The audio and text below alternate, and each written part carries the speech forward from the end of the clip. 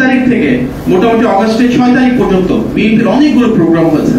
এই প্রত্যেকটা প্রোগ্রামে ছাত্রদল, যুবদল, স্বেচ্ছাসেবক দল এবং মূল দলের আমাদের প্রোগ্রামগুলো সাজানো হয়েছে সবসময় শহীদ এবং গুম পরিবারদেরকে সেন্ট্রাল জায়গায় রেখে।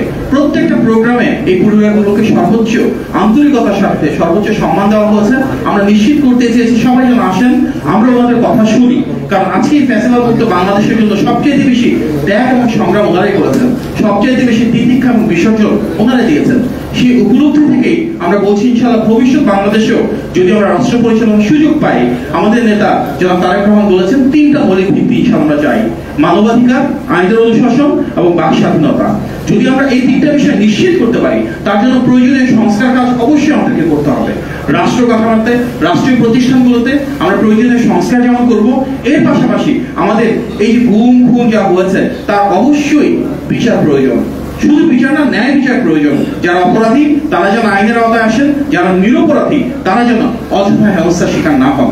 যারা গুম এবং শহীদ হয়েছেন ওনাদের পূর্ণাঙ্গ একটা তালিকা নির্মোহভাবে করা উচিত এবং ইনশাআল্লাহ রাষ্ট্র পরিচালনা আসলে আমরা ওনাদের পাশে সম্পূর্ণভাবে পরিপূর্ণভাবে দাঁড়াবো। এটা আমাদের একটা প্রতিশ্রুতি।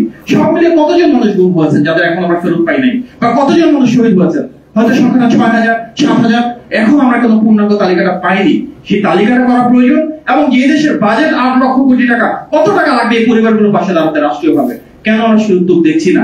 সুতরাং আমাদের একটা প্রতিশ্রুতি, রাষ্ট্রীয়ভাবে ইনশাআল্লাহ সরকার পরিচালনার দায়িত্ব আসলে আমরা প্রতিটি পরিবারের পাশে দাঁড়াবো। আমাদের নেতা জনাব তারেক রহমান ইতিমধ্যে বলেছেন যারা শহীদ এবং গুম হয়েছেন ওনাদের নামে যাদের স্থানীয় এলাকায় আমরা সরকারি বিভিন্ন স্থাপনা করে তুলবো। এর পাশাপাশি যে পরিবারগুলো রয়েছে ওনাদের আর্থিক সহায়তা প্রয়োজন, রাষ্ট্রীয় পৃষ্ঠপোষকতা প্রয়োজন, সেটি আমাদেরকে সুনিশ্চিত করতে হবে।